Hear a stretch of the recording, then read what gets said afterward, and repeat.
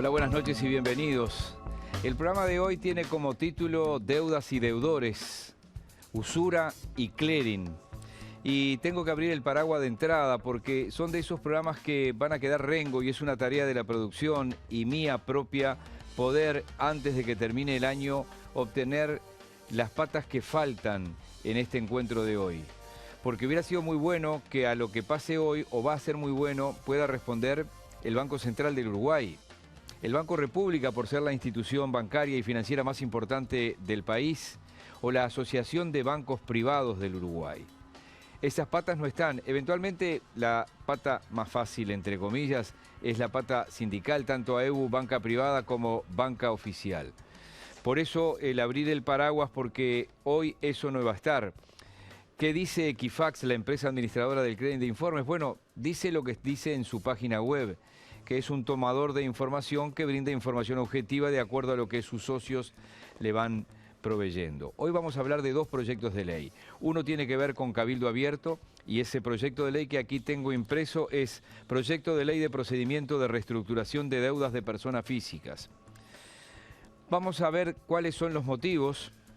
Yo se los podría sintetizar, es la preocupación por la muerte civil o la quiebra de la persona física frente a determinadas situaciones puntuales. Y para eso hemos invitado al senador Guillermo Domenech. Senador, bienvenido, muchas gracias. Bueno, el gusto es mío poder hablar de un tema que creo que es de sumo interés. Exactamente. Domenech es senador y presidente de Cabildo Abierto. ¿Se acuerdan que fue candidato a la vicepresidencia por Cabildo Abierto en el 2019? Es abogado y escribano, ejerció la profesión en Presidencia de la República durante casi 3 décadas prácticamente. Y con él vamos a hablar de este proyecto. Después en la tercera y cuarta parte, en el tercer y cuarto bloque, vamos a tener al diputado Daniel Peña, en este caso con su proyecto específico que tiene que ver más con el clearing de informes, intereses, que él considera como muchos intereses legales, pero que en cualquier país de la región y del mundo, a la luz de la información que hemos podido recabar, podrían ser considerados de usura. Bruno Barreto y Nacho Mastandrea, como siempre, han preparado un disparador del programa. Lo invito a ver lo que sigue.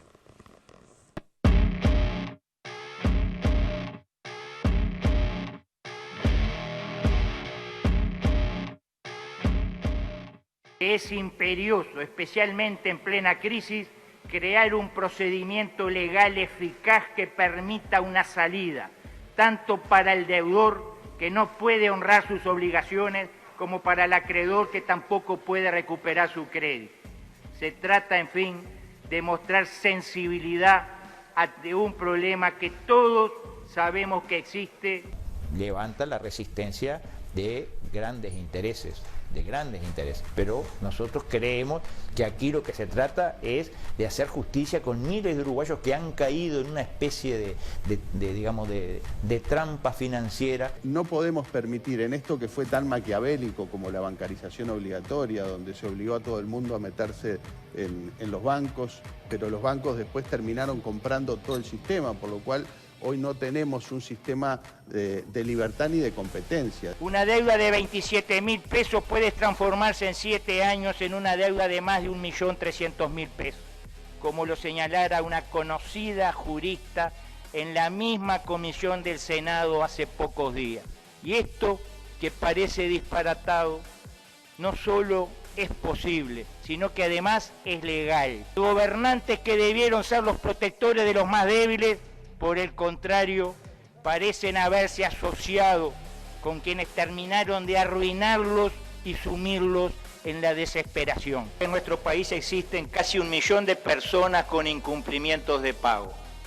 Además, hace pocos días nos enteramos por boca del propio presidente del Banco Central, el señor Diego Labat, en la Comisión de Constitución y Legislación del Senado, que a febrero de este año el banco tenía 633.000 deudores registrados como categoría 5, es decir, la categoría en la que se incluyen a los deudores irrecuperables. Es claro que las causas de este estado de endeudamiento son varias, que podrá haber deudores irrecuperables producto del mal uso de sus dineros.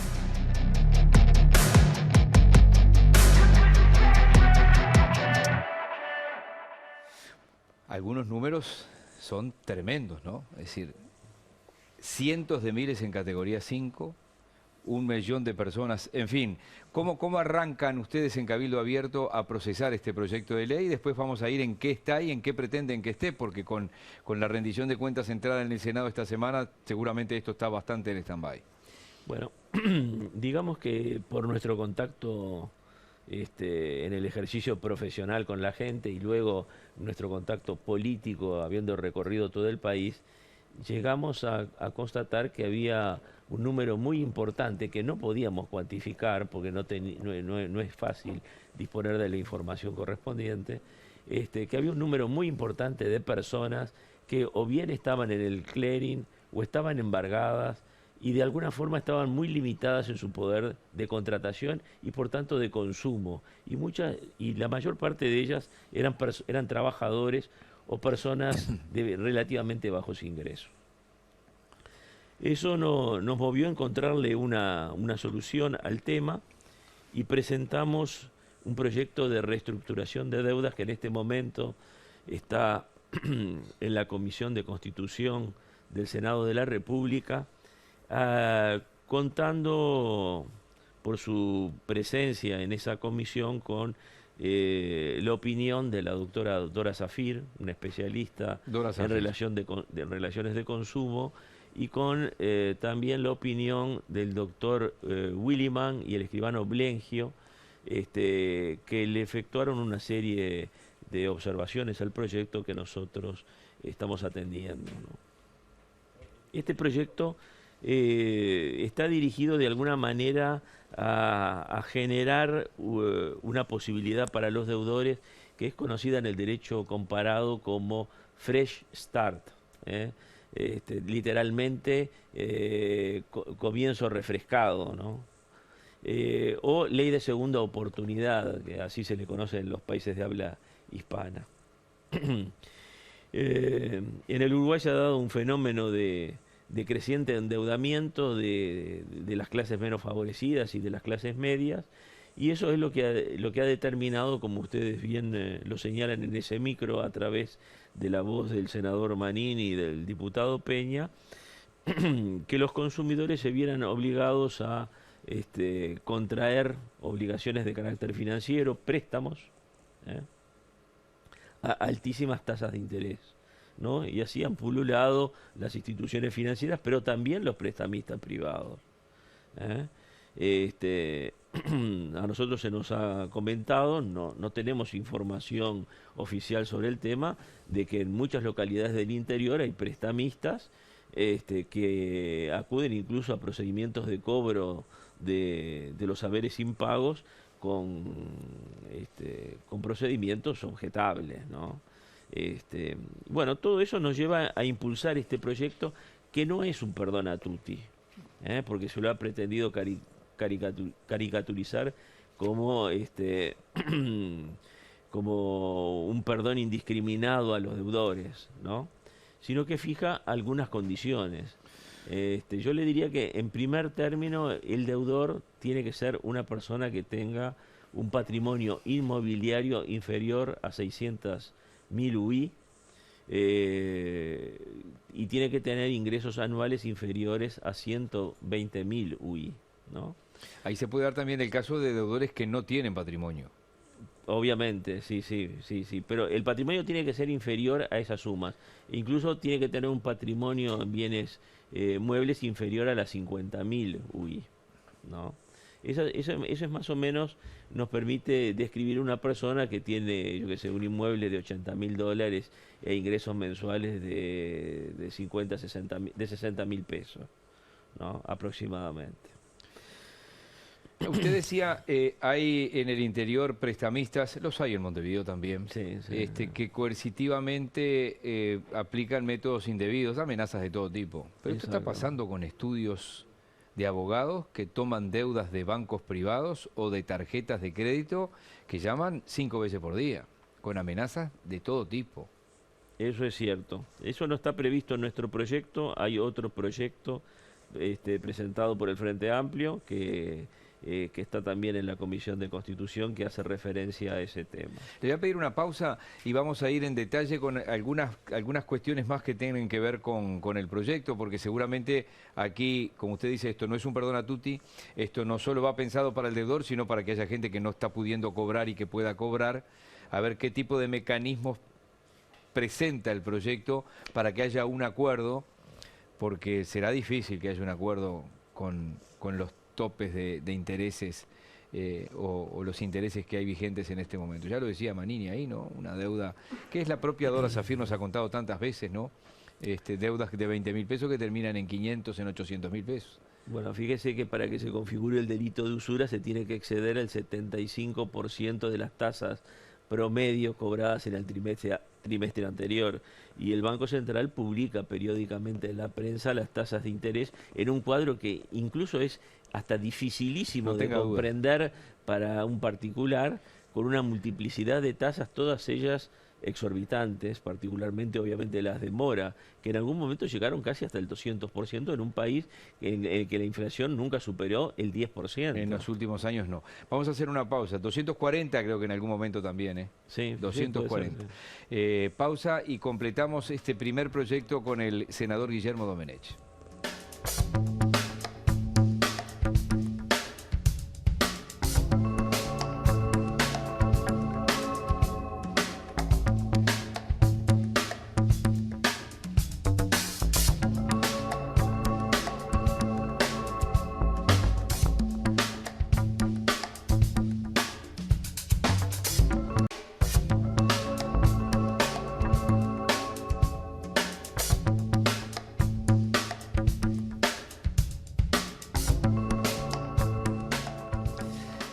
Quiero decirles que lo que se llama GIF animado en televisión, que es lo que vieron ustedes antes de la pausa anterior, tiene que ver con GIF Rentacar, gifrentacar.com.uy, que es la rentadora de autos que nos proporciona los autos para los trabajos de producción en algunos programas. Porque hay gente que lo llama a GIF Rentacar, incluso en el fin de semana cuando el programa se repite, y le dice cosas del programa, lo que le viene muy bien a un avisador de la magnitud de GIF Rentacar, pero ese teléfono es para alquilar autos, así que el teléfono no es un teléfono del programa, es claro, allí dice gifrentacar.com.uy, repito, y está el teléfono allí, pero no es el teléfono del programa. Quiero decirles además que las mejores colecciones de este invierno 2022 las encontrás en Men's Factory. Estamos hablando del local allí en la proa de Avenida del Libertador y Acuña de Figueroa, y Francisco Acuña de Figueroa 1753, esquina Avenida del Libertador. Anotate el horario porque es de lunes a sábados. De lunes a viernes va de 9:30 a 18 y los sábados de 10 a 14. Estamos con el senador Guillermo Domenech. Senador, supongamos que, bueno, avanza el proyecto, se aprueba el proyecto y comienzan las instancias de negociación entre acreedores y deudores. Pero hay allí un interés que maneja el acreedor, que no es el que yo puedo pagar. Debía 27, estoy inventando porque creo que fue lo que se dijo, y me fui a 1.000.000 de pesos. ¿Qué es lo que media para que pueda haber un acuerdo? Bueno, digamos que la posibilidad de un deudor de plantear una situación similar con sus acreedores ha estado hasta ahora reservada exclusivamente a los comerciantes. Los particulares no tenían una posibilidad de esta naturaleza.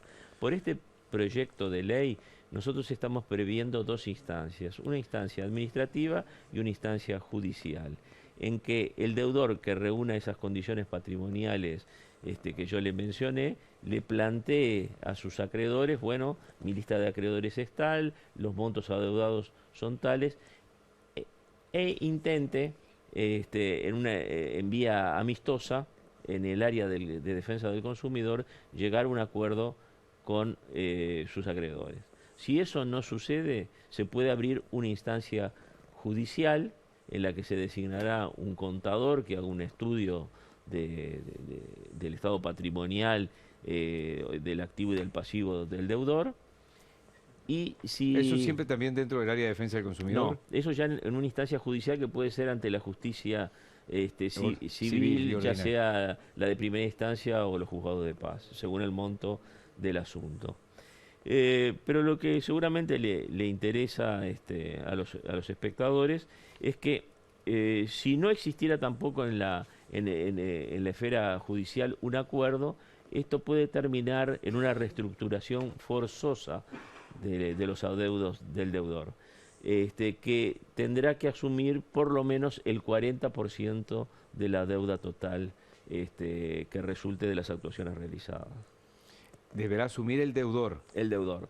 Y el pago no podrá comprometer más de un 30 o un 40% de sus ingresos, según estos sean superiores o inferiores a los 4 salarios mínimos. Bien, un 30 o un 40%. Igual es un montón, ¿no? Sí. Si paga un alquiler no tiene forma de pagar. Bueno, se calcula que el alquiler puede ser hasta alrededor de un 20-25% de los ingresos de la persona, ¿no? O sea que... Sí, ojalá. Sí. Ojalá. Porque conozco casos sí que excede ampliamente. Históricamente el banco hipotecario decía que la cuota no podía exceder el 25%. Son otros tiempos, ojalá. Sí, bueno, pero más o menos estadísticamente se maneja ese número, ¿no? Es así. ¿Quién es que mira para el costado cuando usted me dice, nos dicen que en el interior hay en todos lados prestamistas? ¿Y quién mira para el costado? Bueno, ha mirado para el costado el Uruguay entero, en realidad, porque este es un problema que se ha generado ya de larga data. Hace mucho tiempo que nosotros observamos en los medios de comunicación avisos de empresas financieras ofreciendo todo tipo de préstamos, y a eso se suma... Pero eso no es un prestamista, el prestamista lo conocemos en la sombra seguramente. A eso se suman los prestamistas privados que también pululan a lo largo y a lo ancho del país. Y que en algún momento estaban hasta en el Callito Luis. Y fíjese que la ley que regula los intereses de usura es del 2007, la ley 18.212, ¿no? Y realmente ha pasado mucho tiempo y el sistema político tiene que darle una respuesta a la población sobre este problema que está angustiando a tanta gente que permanece, yo diría, privada de la posibilidad de contratar normalmente y de adquirir lo que adquiere la gente generalmente con esos préstamos, que es cosas necesarias para el diario vivir, Sí, ¿no? es un muerto civil. Manini habla permanentemente de la quiebra de la persona física. Bueno, por eso, porque en el Uruguay estaba previsto la quiebra o el concurso o el concordato. Ahora todos esos procedimientos se unificaron en la ley de concursos. Estaba previsto para los comerciantes. Lo hubo desde tiempo inmemorial, una salida para el endeudamiento de los comerciantes, pero no hubo una salida judicial para los simples particulares. ¿Han hecho ustedes contactos con el resto de sus pares en el Senado para ver qué tipo de aceptación puede tener una cuestión como esta? Bueno, mire, en este momento el proyecto está en la Comisión de Constitución del Senado. La Comisión de Constitución en principio dejaría de funcionar para atender la rendición de cuentas que en este momento la aprobó diputados y pasó al Senado. Pero yo he hablado con miembros de la comisión y les he planteado la necesidad de urgir este proyecto, y tengo intención en lo que queda de esta semana hablar con los senadores que integran la comisión y convocar a la Comisión de Constitución la semana próxima. ¿Hay en la política nacional quien no se mete con los bancos? Bueno, eso es evidente, ¿no? Que los bancos han tenido un enorme poder durante todos estos años. Obtuvieron la aprobación de una ley que ha estado vigente increíblemente durante mucho tiempo y que le permite a los bancos fijar las tasas de interés casi a piacere, porque nosotros observamos incluso que desde que presentamos el proyecto las tasas de interés comenzaron a bajar sensiblemente. Bueno, no creemos que sea casualidad. Se olfatea eso por ahí. ¿Le llamó la atención todos los acuerdos logrados por la administración anterior, por el Frente Amplio, con la banca privada, básicamente? Bueno,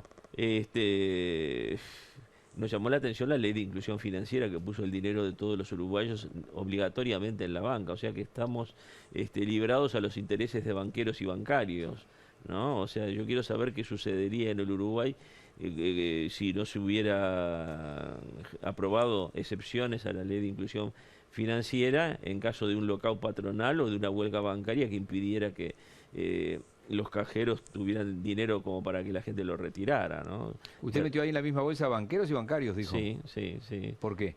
Y los meto en la misma bolsa porque a veces tienen intereses concurrentes, ¿no? Todos sabemos que la caja bancaria se financia en gran medida gracias a la benevolencia de los bancos, ¿no? O sea, que a Evo no iría nunca contra el sistema, dice usted en ese caso. Yo creo que nunca va en estas cosas que son fundamentales. Lo llevo rápidamente a otro tema en estos 2 minutos finales que tienen que ver con la posición de Cabildo. Hay un artículo de rendición de cuentas que proponía la revocación, la eliminación de la ley de medios, como se conoce a la ley de 2014. Finalmente en diputados se aprobó un cambio del artículo 56 y ahora de aprobarse esto en el Senado se permitiría a cableros del interior brindar servicios de internet y de banda ancha, que a la corta o a la larga iba a pasar porque ya hay un fallo judicial que dio luz verde para esto a 5 empresas de Montevideo y hay otros 80 cableros por lo menos o cable operadores que están en esto. ¿Hay alguna otra cuestión que ustedes, por ejemplo, como Cabildo Abierto, plantean que debería ser modificada para que Cabildo aprobara la ley de medios que tiene pronta el Poder Ejecutivo? Bueno, nosotros en su momento le habíamos planteado a la coalición la necesidad de que la ley de medios contemplara normas que aseguraran una cuota a todos los partidos políticos de acceso a los medios de comunicación. Lo que se ha dado a llamar la par condicio, que está vigente nada menos que en Italia, ¿no? Por el momento no ha tenido eco nuestro pedido, pero nosotros desde siempre además ¿Cuánto propone el gobierno y cuánto proponen ustedes? Bueno, yo no le podría decir... ¿Es un límite a la cantidad de medios, de canales y radios que puede tener un solo grupo empresarial o un solo empresario? No, la par condicio se refiere a otra cosa, se refiere a asegurarle a todos los partidos políticos la posibilidad de acceder a los medios de comunicación. Ahí está, eso sí, pero la tenencia de los medios, que en algún momento ustedes... Bueno, nosotros creemos inconveniente la concentración de la propiedad de medios de comunicación, ¿no? Nosotros creemos que a la libertad la hace el hecho de que los medios de comunicación estén en manos de distintas personas, evitando la concentración de ellos en manos de algún magnate, como ha sucedido en otros países. Lo que usted decía de Italia es que alguien nos controle que lo que decimos sea qué, por ejemplo. ¿Qué podremos decir y qué no? No se trata de controlar lo que se puede decir y lo que no se puede decir, sino de que todos los partidos políticos tengan oportunidad de acceder a los medios de comunicación. Eso es lo que pretendemos. Asegurarle... ¿En entrevistas diarias o en minutos? ¿Cómo sería eso? Bueno, sí, podría ser, eso habría que estudiarlo. Yo no he sido la persona que ha negociado ese extremo, pero la idea básica es esa, ¿no? Bien, que ha sido rechazada por todos los partidos de la coalición de gobierno, por lo que he escuchado, ¿no? Bueno... o sea que sin eso ustedes la ley de medios no la votan. No quiere decir que no la votemos. La ley de medios estamos dispuestos a negociarla. Hemos contribuido a mejorarla sustancialmente. El Poder Ejecutivo lo que pretendió es la derogación total y nos parece que eso no es bueno, que tiene que haber una cierta regulación fundamentalmente dirigida a evitar la concentración de la propiedad de los medios de comunicación. Senador Guillermo Domenech, muchísimas gracias por hoy. Bueno, nos reencontramos en cualquier momento. Bueno, el agradecido soy yo. Hay otro proyecto de ley que es del diputado Daniel Peña, que tiene que ver básicamente con el clearing. En tiempos, y el propio diputado obviamente lo sabe mejor que yo, el clearing de informes podría no existir porque ya el clearing entre bancos tiene información privilegiada entrecruzada, más lo que proporciona en forma permanente el Banco Central del Uruguay. Con el diputado Daniel Peña vamos a hablar de este proyecto que tuvo casi unanimidad en diputados hace 10 años y que después se trancó, por algo se trancó, quién lo trancó, por qué lo trancaron, por qué tampoco se avanza con esto. Ya venimos.